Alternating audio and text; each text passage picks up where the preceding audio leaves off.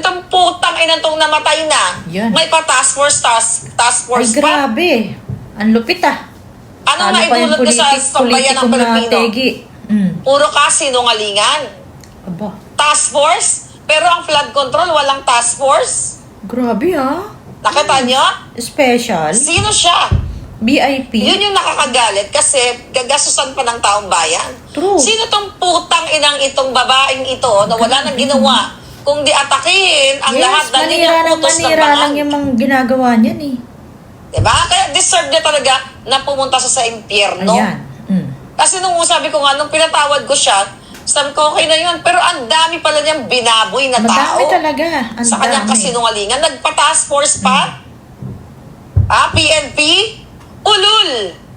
Ba't namin i-respeto yung, Yes, you know, hindi deserve. yung putang inang yun. Ang dami Kahit din na natuwa buhay eh. niya kulang. Mm. Sa lahat ng sinira niyang, sino-sino mga sinira niya. True. Respect? Respect begets respect. Yes. Kayo, nanghihingi kayo ng respeto. Binaboy niyo si PRRD, binaboy niyo ako, binaboy niyo si Inday Sara, binaboy niyo ang INC, binaboy niyo sa Yes, grabe KOJC. ang pambababoy niya mga yan. Yung binaboy si PRRD, mga hayawa kayo, tuwang-tuwa kayo. Yes. Hindi kayo nagkikipaglaban para sa katotohanan, mga gago kayo. Ngayon, gusto niyo ng respeto? Naku, Sa KOJC, hindi dahil niya sa deserve. kahayupan ni Torre. Deserve. Okay lang? Tuwang-tuwa kayo, papalakpak kayo. Ngayon, ako papalakpak. Congratulations. Okay? Doon sa namatay. Deserve niya yan. You deserve it. Gusto niyo yan, di ba? True. Gusto niyo yung presidente niyo na binibaby ang mga kriminal. Ba't kayo umiiyak ngayon? Panindigan niyo yan. Etong babae to nagpakalat din eh. Yes, Kasi grabe yan. Kung birahin niyo si PRRD. Noong panahon ni Duterte, ganito, malala, na may gurguran. O, akala ko ba safe na sa Pilipinas? Ang dami talaga nilang binaboy. Yes. At sila, iisa ang kanilang content. And this is very Lisa Panas. This is bangag. Bayad sila para atakin, para sirain yung mga politika. So, ayan na nga. Dito mo talaga makikita na napakawalang hiya nitong gobyernong bangag na to. Akalain mo, yung mga natitegi na mga mayor or kung sino mang politiko, yung meron pang ang kapitan sa Davao na tinegi ng naka-live. Wala lang, di ba? Parang pag hindi nila ka-partido or kung hindi nila kakampi, wala lang. Pero ito, vlogger lang na utusan nila at takdong nila. May task force. Grabe ano yan? VIP? May nagawa ba sa bansa yan? Sa bagay, may nagawa sa inyo kasi nga, lahat ng inuutos nyo na talagang murahin niya, na talagang hindi mo na makain yung sinasabi niya, ginagawa niya. Kasi ang laki naman ng bayad niya, biglang yaman. Ang hitsura niya dati. Tapos ngayon, pinaritokan na niya lahat yung mga yung pagmumukha niya. Pero ang pangit pa rin niya. Filter lang pala yung niya eh. Yung mga video niya dun sa TikTok. Kasi dun siya talagang binibira talaga niya. Grabe, hindi mo talagang matatanggap yung mga ginagawa niya kay PRRD, kay BP Sara, tapos dito kay Maharlika talagang inaano. Samantalang, nag-start yung babae niya, halos kasabay nung channel ko. Alam ko, halos magkasabay lang. Pandemic yata yun eh. Ano yan? DDS yan. As in talagang kay PRRD yan. Kaya nga siya, nung election ni BBM sa ni BP Sara, syempre, kay BP Sara at kay Bongbong, di ba?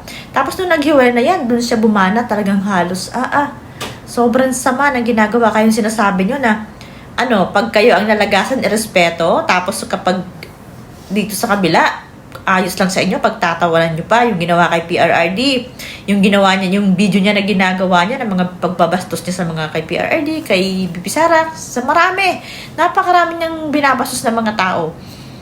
Pinapalakpakan nyo, tapos ngayon gusto nyo irerespeto.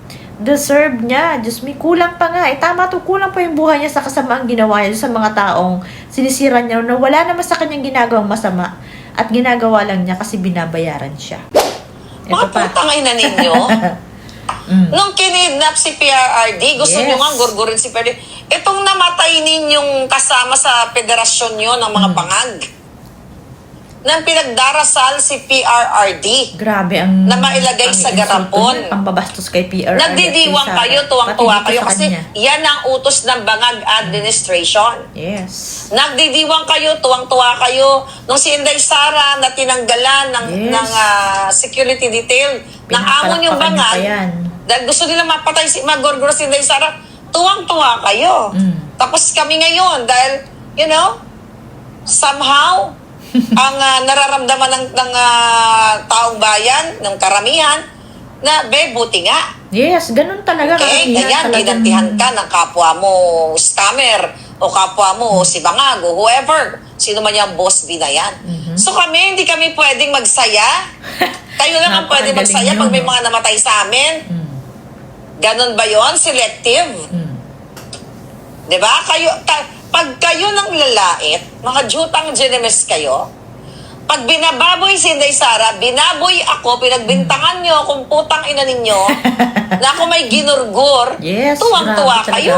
talaga. Grabe ang sinasabi Tapos ng ngayon, babae. nagurgur yung kasamahan nyo, for whatever reason, pinagurgur ng amo nyo, o ginurgur ng whoever ang nagurgur sa kanila. Hindi pa natin alam, dahil nagkaunsihan, dahil may mga lumalabas na gano'n. So kami yung masama. nagkaunsihan pa nga yata. Kayo na yung kabuti-butihan yan, kabuti-butihan. Yes. Nung binaboy si PRRD, mga hayawa kayo, tuwang-tuwa kayo. Yes. Binababoy niyo si PRRD. Itong putang inang tong namatay na. May pa task force Grabe, pa. no? Grabe. Special. Anong naidulot niya May sa task sambayan ng force? Pilipino?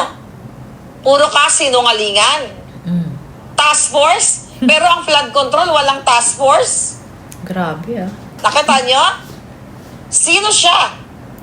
Yun yung nakakagalit kasi gagastusan pa yaman ng pati taong yung bayan. babaeng yan, ah. Sino tong putang inang itong babaeng ito na wala nang ginawa kung di Pinaretoke niya atakin lahat, ang halos lahat yung dahil mukha niyang niya, eh. putos ng bangag. Mm. Diba? Kaya deserve niya talaga na pumunta sa impyerno. Kalahin Kasi mo nung yan. sabi ko Tegi ka nga, na, nung ganyan pa pinatawad ko siya, sinasabi sa'yo. sabi ko, okay na yun. Pero ang dami pala niyang binaboy na tao. Yes, sobrang Sa dami. kanyang kasinungalingan. Nagpa-task force Hindi pa. mo makain ang sinasabi ng babae. PNP? Political differences aside, the loss of life deserves respect. Naku po. Ulul! Respect, hindi. Ba't namin Hindi i-respeto niya yung, deserve. yung putang ina yun, kahit na buhay niya kulang. Sa lahat ng sinira niyang, sino-sino mga sinira niya. Respect? Yes. Respect begets respect. Kayo, nanghihingi kayo ng respeto. Binaboy niyo si PRRD, binaboy niyo ako, binaboy niyo si Inday Sara, binaboy niyo ang INC, binaboy niyo ang KOJC. Dahil sila ay umaayon Grabe. sa taong bayan. Nangingi kayo ng respeto. Sama ng Eh, mga hayop pala kayo eh. Hindi kayo nagkikipaglaban para sa katotohanan, True. mga gago kayo. Hindi naman talaga. Ngayon, gusto nyo ng Kung ano respeto? lang sabihin sa kanila, Sa yun kayo, lang ang JC, inaano. dahil sa kahayupan ni Tore, Mm. okay lang? Tuwang-tuwa kayo, papalakpak kayo. Ngayon, ako papalakpak. Congratulations. Okay? Grabe. Doon sa namatay, you deserve it. Deserve Pag talaga. kami, na matuwa, dahil kinuha na siya ng kamatayan, Bawal. masama kaming tao. Pero pag kayo, gusto nyong magorgor si Sara, gusto tuwang-tuwa kayo sa nangyari kay PRRD, gusto nyong pag-uwi ni PRRD, ilagay na sa garapon, pinalakpakan nyo tong hayop na ito. True. Kaya ito yung legacy niya, yung kamatayan niya. Kalain mo yan. Tegi. Nakalagay na din sa social media na ang daming natuwa. Mm. Desente? May mga bayad kayong mga jutang genemis kayo galing sa Kabanang Bayan? Gusto nyo yan, di ba? Yes. Gusto nyo yung presidente nyo na binibaby ang mga kriminal. Ba't kayo umiiyak ngayon? Panindigan nyo yan. Etong babae ito, nagpakalat din eh. Nang kasinungalan, safe na sa Pilipinas. Noong panahon ni Duterte, ganito, malala, na may gurguran. O, akala ko ba safe na sa Pilipinas? Ang dami talaga nilang binaboy. And sila, iisa kanilang content. And this is very Lee Satanas. This is bangag, bayad sila para atakin, para sirain yung mga politiko. Grabe, no? Dito mo talaga makikita na napakawalang hiya itong mga bangag na to. Akalain mo, may task force, yung Mima Alicia na napakasama ng ginawa. Sa bagay, utusan nyo nga naman kasi attack dog nyo yan eh. Para siyang si Auntie Claire din, medyo iba-iba lang at kahit pa paano, abogado si Auntie Claire. Pero grabe, yung mga pinagsasabi nitong babae na to, hindi mo makain talaga, sobrang sama. Yung pinagmumura niya si BP Sara, talagang, tapos tinuturo-turo pa niya yung mukha, tapos yung ginagawa niya kay PRRD na talagang binabastos niya na tatay niyo karton, tatay niyo bring him bone para mga ganon, tapos ilalagay daw sa grapon, yung grabe. Sobra. Tapos dito kay Maharlika din, nung time na nag-expose siya ng mga kay Lisa. Basta yung mga sinabi niya noon ng mga nangyayari na ngayon, yun, parang binibigyan lang siya ng sasabihin niya, tapos, yun, yayariin niya sa si Maharlika. Hindi naman kasi ito pinapansin, kasi pag pinansin mo, matutuwa pa yun eh. Talagang dapat hindi pansinin. Pero ngayon nga na nategi na siya, naglabasan yung kabastusan niya sa lahat ng mga taong sinisira niya.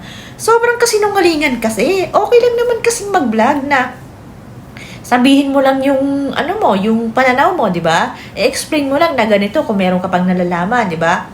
Tapos, basta hindi ganun sa kanya kasi hindi talaga, ibang klase yun talaga yung pag-vlog nila. Manira ng manira. Buti nga't hindi pinapatulan eh. Kasi kung papatulan to ng mga taong sinisira niya, kulong to. Kahit pa, kasi nga, ayun eh, video talaga, lakas-lakas ng loob niya eh. Pero siguro, ganun na lang kalakas talaga ang loob ng mga grupo nila. Kasi nga, sinasabihan sila siguro nung amo nila na okay lang, walang mangyayari sa inyo. Kaya so ganyan-ganyan, hawak naman namin lahat eh. Ganon. Kaya sobrang lalakas ng loob. Kaya kung ngayon, nategi ka, sabi nga, deserve mo yan. Kulang pa yung buhay mo doon sa kasamaang ginawa mo. Sa totoo lang, sa paninira mo ng mga tao na alam mo naman sa sarili mo na hindi naman talagang masamang tao, na dating dating DDS yan eh. Kaya nga yan nakilala kasi parang comment yan dyan kay Maharlika kasi idol nga daw niya si Maharlika. Mother pang ang tawag niyan dyan kay Maharlika eh. Nakita ko yan parang parang kasabayan ko dun sa wala akong channel yan. Dun kasi sa isang channel ko, lang yun eh, voice over lang yun, parang ganun.